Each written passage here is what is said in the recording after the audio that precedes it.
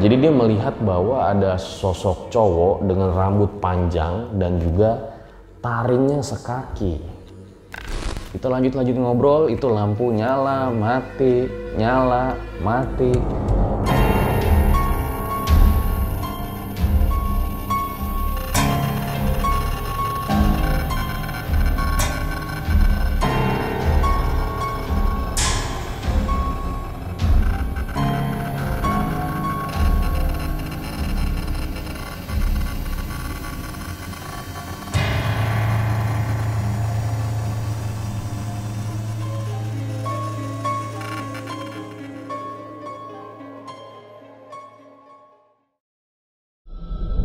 Om Mamat, obrolan malam Jumat. Kembali lagi bersama gua Fajar Aditya. Terima kasih buat kalian yang udah mengklik video pada kali ini. Dan mumpung masih di awal video, gue ingin mengingatkan buat kalian yang lagi di luar rumah, jangan lupa sering-sering cuci tangan, jaga kebersihan, dan juga jaga jarak. Jadi di episode kali ini, gue ingin menceritakan kepada kalian hubungan suara misterius yang terekam di video terakhir Om Mamat yang berjudul Persalinan Gaib dengan pengalaman horor yang pernah gue alami beberapa tahun yang lalu. Jadi ceritanya sendiri pada saat kita syuting itu bener-bener gak ada suara apapun selain suara gue. Akan tetapi pada saat proses editing, editor dari RJ5 ngasih tahu gue dan menanyakan, "Ini suara apaan bro?" kata dia. Pas gue denger, gile suara apaan nih? Padahal bener-bener pas proses syuting itu ya suara gue doang yang ada di video pada kali itu. Bersama anaknya yang baru saja lahiran. Kemudian kita memutuskan untuk tidak memotong adegan tersebut. Dan ternyata banyak dari kalian yang juga mendengar suara itu dan mengatakan kalau suara tersebut mengatakan welas. Jadi ternyata welas itu bahasa Jawa yang berarti kasihan. Entah karena kasihan dengan cerita yang dialami oleh Bumil meninggal tersebut, atau kasihan karena hal lainnya, gue juga sama sekali nggak tahu. Akan tetapi gue bener-bener merinding ketika gue baca banyak komen dari kalian yang mengatakan kalau yang berbicara tersebut adalah sosok hitam berbulu, ya kayak genderuwo gitulah. Itu sumpah gue bener-bener merinding parah pas baca komen itu karena mengingatkan gue pengalaman beberapa tahun lalu dengan sosok tersebut. Sebelum gue mulai cerita pada kali ini, kemarin itu ternyata cukup banyak yang merequest dari kalian untuk kita mengangkat salah satu cerita yang ada di komen video kita sebelumnya.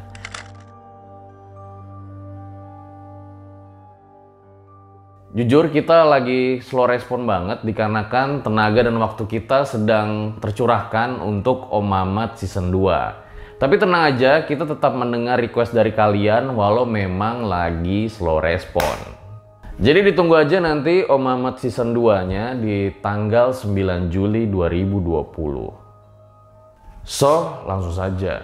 Berikut adalah ceritanya.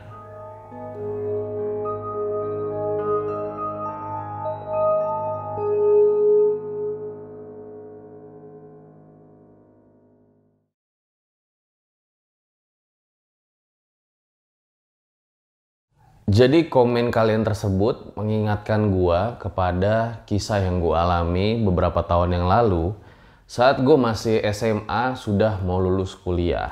Dan kejadiannya terjadi di rumah gua sendiri. Jadi gua akan gambarin sedikit mengenai denah rumah gua. Pada saat gua kecil dulu, di depan persis rumah gua itu ada beberapa pemukiman warga. Dan juga ada sebuah kebun, dan di dalam kebun itu terdapat beberapa kuburan. Jadi gue gambarin sedikit nih gambarnya buat kalian.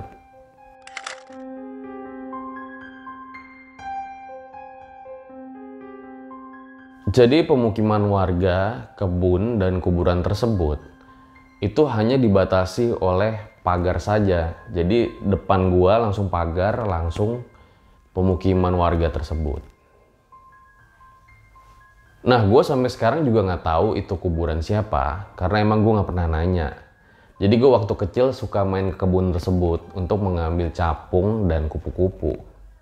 Seiring gue beranjak dewasa, semua permukiman tersebut, kebun dan juga kuburannya diratakan dan dijadikan sebuah rumah yang sangat besar. Akan tetapi cerita ini nggak ada hubungannya dengan rumah tersebut karena memang terjadinya di rumah gue sendiri. Kembali ke pengalaman gue pada saat itu, jadi sekitar jam 11 malam, sebut aja temen gue namanya Bon, James Bond. Jadi si Bon ini main ke rumah gue dan kita ngobrol-ngobrol lah di teras. Dan suasana pada saat itu bener-bener sepi banget karena memang sudah larut malam. Dan bodohnya lagi, si Bon itu bercerita tentang kisah pengalaman horor teman-teman gua SMA saat liburan di Villa Puncak. Jadi si Bon ini memang bisa melihat hal-hal seperti itu, kita kenal dari zaman SMA. Dan ketika dia ke Villa Puncak tersebut, dia itu ternyata sudah melihat banyak sosok makhluk halus kayak pocong sudah mengelilingi sekitar villa tersebut. Dan si Bon sempat memperingatkan teman-teman gua bahwa sepertinya mereka itu tidak suka dengan kedatangan teman-teman gua karena berisik dan juga mungkin melakukan kenakalan-kenakalan remaja di zamannya. Akan tetapi omongan si Bon malah dibilang lebay oleh salah satu temen gua dan akhirnya dia juga merasa bodoh amat. Hingga akhirnya di subuh, pada saat subuh itu seorang cewek tiba-tiba kesurupan dan dia menari sambil ngomong kayak nengkene gitu. Bahasa Jawa yang gue nggak tahu artinya apa, dan tiba-tiba aja saat si Bon sedang bercerita sama gue di teras, itu leher gue seperti ada yang niup gitu loh, gitu loh. Dan itu bener-bener berasa sampai tengkuk leher gue merinding pada saat itu. Karena gue udah mulai merasa nggak enak, gue bilang sama si Bon, masuk aja yuk ceritanya di kamar gue bilang kayak gitu. Tapi namanya masih bocah, dia malah ngata-ngatain gue dong. Wah cupu lu, takut lu ya, kata dia kayak gitu. Nah karena gue masih punya jiwa berapi-api, gue gak pengen dong dibilang takut. Akhirnya gue bilang, udahlah Bon, masuk ke ruang tamu aja, karena di ruang tamu itu bisa senderan. Karena emang di teras itu kursinya kursi kayu.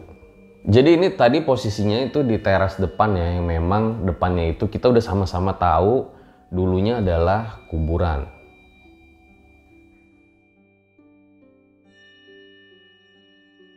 Kemudian kita masuk ke ruang tamu dan di situ kira-kira udah sekitar jam 12:30 malam. Si Bon lanjutin lagi tuh gaya kesurupan dari temen cewek gua sambil ngomong bahasa Jawa, dan tiba-tiba aja anehnya dia diem, bener-bener diem kayak patung. Dan di situ gue bingung dong, kenapa nih orang kok tiba-tiba diem. Akhirnya gue panggil lah dia, woi Bon kenapa lo gitu loh. Dia cuma bilang shh. Gue makin bingung dong dengan apa yang dia bilang. Itu sampai kurang lebih 3 kali gue panggil dia dan dia cuma bilang shh, tar dulu, diem dulu lo. Dia cuma bilang kayak gitu. Dan tiba-tiba aja tangan gue nih mengarah sendiri nyekek si leher dari Bon sambil kayak ada sesuatu yang pengen masuk ke tubuh gue. Di situ gue berontak dengan sangat keras sambil gue bilang Allahu Akbar, karena memang gue nggak pengen dikendalikan. Hingga akhirnya setelah gue cekek, gue berusaha ke atas karena di lantai atas itu adalah kamar dari keluarga gue. Dan itu tau nggak lo, gue sambil teriak Allahu Akbar, gue jalannya itu merangkak naik tangga udah kayak apa ya, kayak anjing lah. Sambil loncat-loncat gitu gue naik tangga supaya keluarga gue bisa bantu gue menurut gue. Karena gue teriak sangat keras pada malam itu, akhirnya keluarga gue pada bangun, termasuk bokap gue. Dan dikira gue minta tolong itu karena ada maling. Akhirnya bokap gue ngeluarin samurainya dan si Bon itu juga kebetulan ke atas ngikutin gue karena dia penasaran kira-kira keadaan gue kayak gimana. Dan pada saat itu bokap gue mengira kalau si Bon adalah maling. Dan nyaris banget itu sumpah. Si Bon itu ditebas sama pedangnya.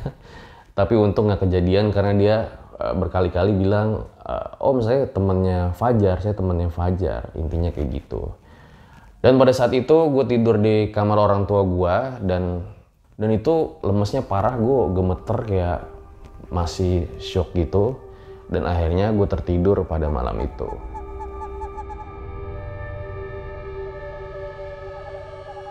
Nah, keesokan paginya gue bangun dan salah satu keluarga gue bilang kalau si Bon udah disuruh pulang. Dan emang ada salah satu keluarga gue kayak yang ya bisa lah dengan hal seperti itu ya. Dan dia bilang pas sholat malam itu dia melihat kalau si Bon ini pengen nakut-nakutin gua. Jadi dia manggil salah satu sosok yang ada di pohon besar yang di depan rumah gua itu. Dan setelah gue tanya, emang sosoknya kayak gimana? Dan keluarga gua tersebut mengatakan kalau sosoknya adalah genderuwo dengan taring sekaki.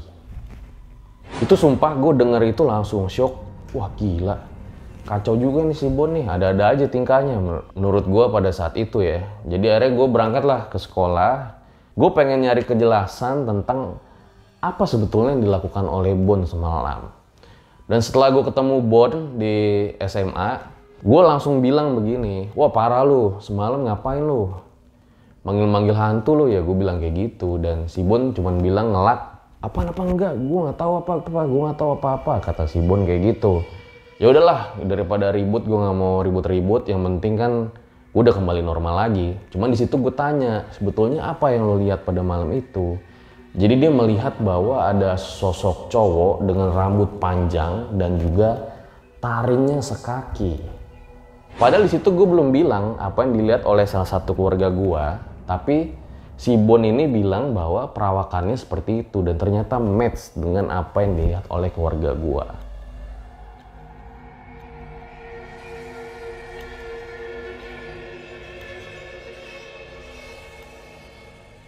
Nah, jadi setelah melihat beberapa komen dari kalian, walau juga nggak tahu ya sebetulnya betul atau tidak, gue jadi teringat kembali pengalaman gue dengan sosok tersebut di beberapa tahun yang lalu.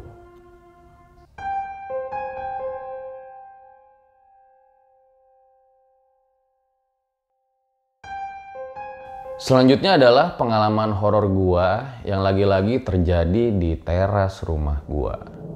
Jadi kalau kejadian ini terjadi sebelum kejadian yang gue nyekek temen gue itu. Tapi kalau nggak salah berdekatan lah waktunya dari kejadian tersebut. Jadi pada sore itu menjelang maghrib ada salah satu temen gue bernama Dadang main ke rumah dan kita akhirnya ngobrol-ngobrol di teras rumah gue sendiri. Dan memang suasananya cukup sepi pada saat itu dan gue sama Dadang juga udah sama-sama tahu kalau di depan rumah itu dulunya adalah tempat-tempat yang tadi gue udah bilangin sama kalian.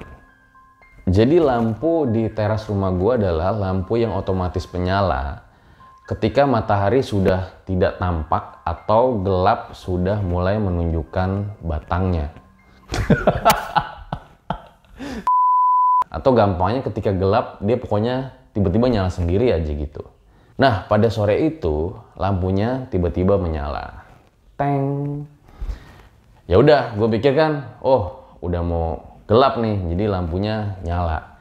Dan kita lanjutkan ngobrol-ngobrol lagi, tapi nggak berselang lama, tiba-tiba lampunya mati. Di situ gue pikir, lah, kok mati lagi nih lampu? Jadi emang gue nggak ada perasaan aneh-aneh sih pada saat itu. Gue berpikir kalau ternyata mungkin aja lampunya rusak. Sehingga gue SMS bokap gue, karena zaman itu masih SMS. Pah, lampu depan rusak nih, tolong coba dilihat deh. Akhirnya sebelum bokap gue turun, lagi-lagi lampunya mati. Dan gak lama tiba-tiba lampu itu nyala. Hingga akhirnya bokap gue turun ke teras tersebut. Dan dilihatlah, mana lampu nyala kok? Bilang mati. Udah tungguin aja, dari tadi udah mati nyala, gue bilang kayak gitu. Tanya aja nih sama si Dadang, ucap gue ke bokap gue. Ada sekitar 5 menit bokap gue nunggu, tapi lampunya nggak mati-mati dong. Hingga akhirnya dia naik lagi, dan gue masih berpikir, oh ternyata udah bener tadi. Cuman ya mungkin rusak sekilas atau bagaimana, nggak ngerti lah. Dan gue lanjut ngobrol lagi sama Dadang, seru-seru, tiba-tiba lampunya mati lagi. Nah loh kok mati lagi sih, gue mikir kayak gitu kan. Dan kita lanjut ngobrol lagi sama Dadang, walau memang keadaannya udah cukup agak gelap ya. Pas lagi ngobrol-ngobrol, nyala lagi tuh lampu, anjir. loh kok nyala lagi gitu loh kan. Hingga akhirnya gue udah mulai merasa cukup aneh ya. Di saat menjelang maghrib itu, gue bilang ke Dadang nih, ini lampu kenapa dah, kata dia. Aneh bener. Akhirnya gue SMS lagi bokap gue. Pah, lampu di bawah mati nyala lagi nih, coba lihat deh, nanti daripada malam nggak ada lampu rusak kan, gue bilang kayak gitu. Dan lagi-lagi sebelum bokap gue nyampe ke bawah, itu lampu sempet nyala, mati, dan nyala lagi. Dan pas bokap gue nyampe ke teras, itu lampu nyala lagi dong. Dan dia lagi-lagi nanya bokap gue, mana lampunya nyala, kata dia kayak gitu kan. Akhirnya gue bilang nih, tanya si Dadang nih, gue bilang kayak gitu, tadi lampu mati nyala terus gitu loh. Akhirnya bokap gue nunggu lagi di situ sampai ya adalah 5 menit kira-kira ya. Dan lampunya nggak mati-mati. Hingga akhirnya bokap gue naik ke atas dengan agak sedikit ngedumel gitu loh.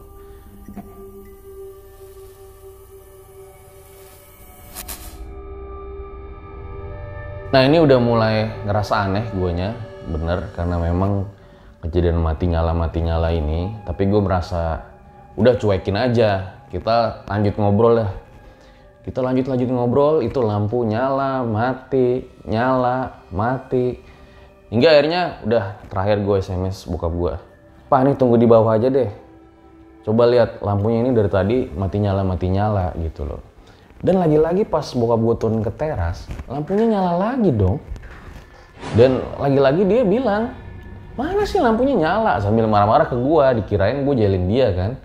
Karena tadi dia udah 3 kali bolak-balik turun dan ternyata lampu nyala terus.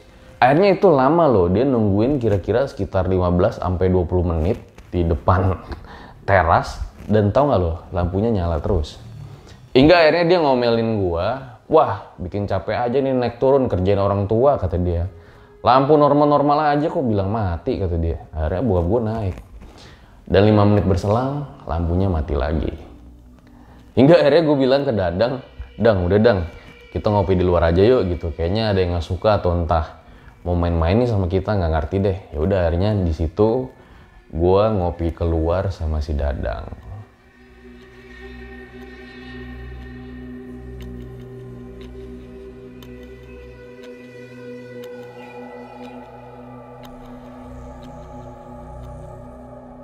Itu dia guys, cerita-cerita horor yang pernah gue alami. Semoga menjawab apa yang kalian tanyakan selama ini. Dikarenakan memang ada hubungannya salah satu cerita dengan suara yang ada di video terakhir Om Mamat. Dan memang jujur ketika mengalami hal-hal seperti itu, tidak ada yang bisa kita lakukan selain berdoa dan meminta perlindungan kepada Allah Subhanahu wa Ta'ala. Karena memang sebaik-baiknya tempat untuk meminta perlindungan ialah kepada Allah Subhanahu wa Ta'ala. Gue rasa cukup demikian episode Om Mamat pada kali ini. Dan buat kalian yang pengen mengirimkan cerita horor nyata kalian, silakan bisa langsung email atau DM aja di Instagram di bawah ini. Buat kalian yang suka dengan cerita-cerita seperti ini, jangan lupa di like, komen, subscribe, dan juga share video-video RJ5. Gue Fajar Aditya, RJ5 undur diri. Ciao.